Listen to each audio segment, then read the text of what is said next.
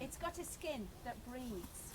It has a pulse, and when we've had people here with pendulums or with dowsing rods, it has a natural pattern where it's coming in, it's going out, it's coming in, going out, and there's a natural rhythm. Apart from the spiral and the energetic beam that goes to the top, it starts to regulate and create a flow that's within you.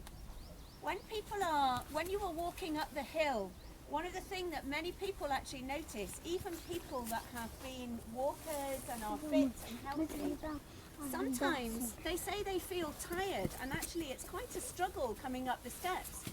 Not just because of lack of health, but even those that are really, really fit and healthy have that breathing problem, or they feel that the body's heavy or tired. What's happening is, as you start to enter this complex, and as you come onto this, what is the core of a whole big complex landscape, your energy field has to start resonating with the flow and the pulse of the energy field that's been created here.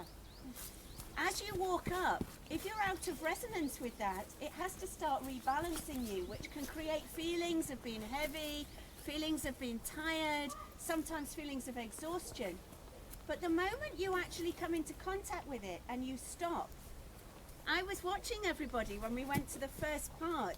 It was amazing. Everyone's energy fields just suddenly became expanded.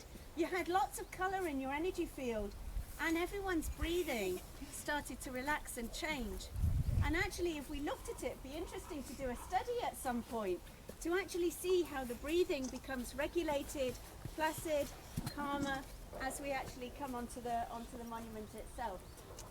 The other thing that I really want to share when I'm here is, as I've mentioned to a few of you, I've been very privileged to be able to work with many different scientists from different fields that are doing experiments with consciousness and science in a very real way, not just on a spiritual capacity, but really within the world of physics, astrophysics, biochemistry, agricultural sciences.